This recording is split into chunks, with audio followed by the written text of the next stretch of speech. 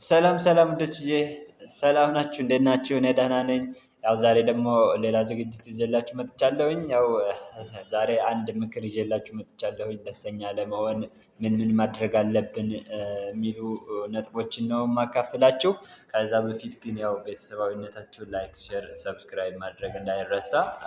በመቀጠል ያው የተዘጋጀሁበትን አቅርብላችኋለሁ። በአክብሮት እንድትከታተሉኝ ጋብዛለሁኝ። የመጀመሪያው ነጥብ ምን መሰላችሁ? በእያንዳንዱ ድርጊት ወይም ራስን የመንከባከብ ልምድ ማዳበር ነው የሚለው።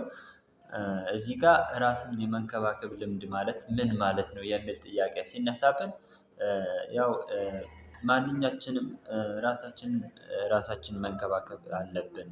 ምክንያቱም በዙሪያችን ያሉ ሰዎች ሁሌ አይገኙም እና ራሳችንን በራሳችን መንከባከብ በአእምሮ ሜንታሊ ሊሆን ይችላል፣ በአእምሮ ሊሆን ይችላል፣ ሌላም ነገር ስለሚሆን ስለዚህ ያው ራሳችንን መንከባከብ አለብን። ስንል በቀን ቢያንስ ለምሳሌ አንድ ሰው ለአንድ ሰዓት ፊልም ማየት አለበት። ለዚህ ሰዓት ደግሞ መጣጥፍ ማንበብ አለበት። ለዚህ ሰዓት ስፖርት መስራት አለበት። ሌላም ተግባሮችን ማድረግ ራስን መንከባከብ የሚል የተቀመጠ መመሪያ የለም። ነገር ግን እኛ የምናደርገው ራሳችንን መንከባከብ ስንል መጀመሪያ ውስጣችን ምን ይፈልጋል? ምንድነው የሚያስፈልገን ነገር? በቃ የሚያስፈልገን ነገር በሚያስፈልገን ሰዓት ማድረግ ማለት ነው። በቃ ይሄ ራስን መንከባከብ ማለት ነው። ሁለተኛው ነጥብ እውነተኛነትን ለመቀበል ዝግጁ መሆን ነው። እዚህ ጋር ምንድነው እውነተኛነትን ለመቀበል ዝግጁ መሆን ነው ስንል ምን ለማለት ተፈልጎ ነው? ያው ነገሮች ባሰብናቸው ልክ ባቀድናቸው ልክ ወይንም በቃ እኛ ባሰብነው ልክ ነገሮች አይሄዱልንም ወይም ሊሄዱልንም አይችሉም። ነገር ግን በዛን ሰዓት ለምንድነው እኔ ያልኩት ነገር ያልሆነው ብለን ግትር ከማለት ይልቅ በማስተዋል ራሳችንን በማስተዋልና አቅጣጫን በመቀየር ነገሮችን በማስተካከል ወይንም አቅጣጫን ቀይሮ ወይንም ከዛኛው ከተከሰተው ነገር ፊድባክ ወስዶ ወደሚቀጥለው ስቴፕ መሄድ እና ያ ነገር ማንኛውም መጥፎ ነገር ደግሞ የተከሰተበት ምክንያት በራሱ መንገድ በጎ ጎን አለው። በቃ እያንዳንዱ የሚከሰትብን መጥፎ ነገር በራሱ መንገድ እና በራሱ መጥፎ ነገር ሁላ ጥሩ ጎን እንዳለው መፍትሄ አለው። በቃ ይሄ በዚህ አምኖ መቀጠል ነው። ወይም እውነተኛነትን በዚህ መልኩ መቀበል ነው። ሌላው ደግሞ አዎንታዊነት ወይም ፖዘቲቪቲ የምንለው ነገር ነው። አዎንታዊነት ወይም ፖዘቲቪቲ የምንለው ነገር ምንድነው? ሁሉም ነገር የሚሆነው ለበጎ ነው ብለሽ መቀበል። በቃ እዚህ ጋር በቃ እየሆነ ያለው የሚሆነው ነገር በእኔ ላይ እያንዳንዱ የሚሆነው ነገር በቃ ለበጎ ነው። የተሻለ ነገር እንደሚሰጠንና የተሻለ ነገር እንደምናገኝ በቃ ሆፕ ወይም ወደፊት ፎር ፊውቸር እንደሚሳካልን ሬዲ ሆነን ወይም ዝግጁ ሆነን ለሆነው ነገር በቃ ለበጎ ነው ብለን ነው ማለፍ ያለብን። ነገር ግን ይህ ሳይሆን ቀርቶ በዙሪያችን ባሉ በእኛ መጥፎ አሳቢዎች ሰዎች ሊሆን ይችላል። ለእኛ መጥፎ ጎን ባላቸው ሰዎች አማካኝነት ሊሆን ይችላል። በሌላም መልኩ ሊሆን ይችላል። ይህን ነገር ለምን ሆነ ብለን ራሳችንን የምንጎዳ ከሆነ ወደ አላስፈላጊ ነገርና ራሳችንን የምንጎዳበትና ደስታችንን የምናጣበት ሲቹዌሽን ይፈጠራል ማለት ነው። ሌላው ምንድነው እዚህ ጋር በእያንዳንዱ ደቂቃ የምናገኛትን ደስታ ዋጋ መስጠት አለብን። በቃ እያንዳንዱ ያስደሰተን ነገር የሚያስደስተንን ነገር በቃ ሰውም ሊሆን ይችላል፣ ድርጊትም ሊሆን ይችላል፣ የኛ ተግባርም ሊሆን ይችላል፣ ሌላም ነገር ሊሆን ስለሚችል ያው ያገኘናትን ደስታ ይቺ ደስታ ነገ ጧት በትልቁ ትልቅ እንደምትሆን የሆነ ቫሉ መስጠት ዋጋ መስጠት አለብን። ነገር ግን ይቺ ደስታ ተብላ ደግሞ ምን ታደርግልናለች? ወይም በቃ ይሄ ደስታ አይደለም ለኔ በሚል ቸልተኝነት ዋጋ ሳልሰጣት ማለፍ እንደሌለብን ነው የሚያሳየን። ሌላው ምንድነው?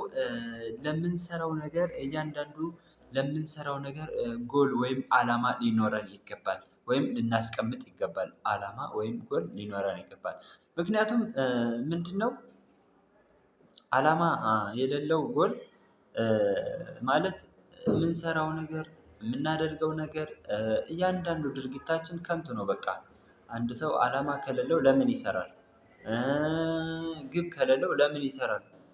ግን ሁላችንም የምንሰራ በሀገር ውጭም ሊሆን ይችላል በሀገር ውስጥም ያሉን እህት ወንድሞች ሊሆን ይችላል። እያንዳንዱ የምንሰራው ነገር አላማ ወይም ጎል ማስቀመጥ አለብን ነው የሚለው።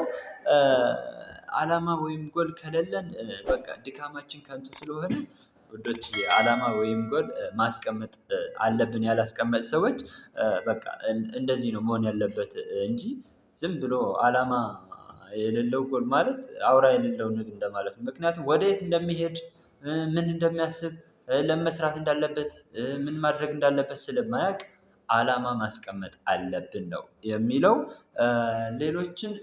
ሌላው ደግሞ ምንድነው? እዚህ ጋር የሚያሳየን ሌሎችን የማመስገን ልምድ ማዳበር መኖር አለብን። እዚህ ጋር ሌሎችን ማመስገን ስንል ደስታችን የሚሰጡ ሰዎች ሊሆኑ ይችላሉ። በሚያስፈልጉን ሰዎች ሊሆኑ ይችላሉ በድርጊታችን ሊሆን ይችላል። ያው ከሁሉም በፊት ማመስገን ስንል አንደኛ ፈጣሪያችንን መንፈሳዊ ሰው መሆን አለብን ፈጣሪያችንን ማመስገን አለብን። ሁሌም ቢሆን ከዛ በመቀጠል ያው ይሄን ፈጣሪያችንን አመስግን ከዛ ቀጣይ ያው ሰዎች በዙሪያችን አሉ። ሰዎች አሉ እነዛን ሰዎች ማመስገን አለብን። በሚያደርጉልን ነገር በተግባራቸው ለእኛ ተጨንቀው በሚያደርጉልን ነገር ኢቭን የሚያደርጉልን ነገር ለእኛ አስፈላጊ ሳይሆን ቢቀር ራሱ ማመስገን አለብን። በቃ ይሄ መስት ነው። ባመሰገን ቁጥር ደስተኝነት የመሆናችን እድላችን ከፍተኛ ነው።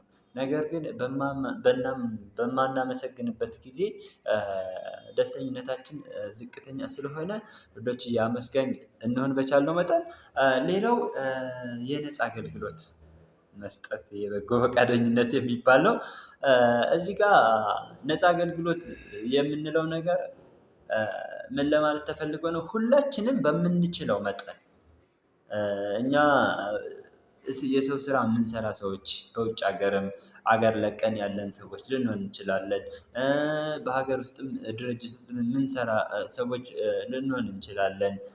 ነገር ግን በምንሰራው ስራ ላይ ሆነን በምንችለው መጠን መርዳት ምክንያቱም ደስተኛ ለመሆን ምንድነው ሰው መርዳት ነው ሚስጥሩ የመጀመሪያው ሚስጥር ይሄ ነው። በቃ ደስተኛ ለመሆን ዋናው ቁልፉም ሌሎችን ረድተሽ አንቺ አሁን ወይም ሌሎቹን ረድተን የሚሰማን ስሜት ያንን እንግዲህ በቻልነው መጠን የረዳን ሰዎች እናውቀዋለን። ስለዚህ ደስተኛ ለመሆን አንደኛውና ዋነኛው ምንጭ ሌሎችን መርዳት በቻልነው መጠን ነው የሚለው። ውዶቼ ያው ለዛሬ አጠር አጠር ያለ መልኩ ይቺን ታክላለች ያቀረብኩላችሁ። ከተመቻችሁ ያው ላይክ ሼር ሰብስክራይብ እንዳይረሳ። እስከዛው ይመቻችሁ። በሌላ ስራ እስከምንገናኝ ባይ ባይ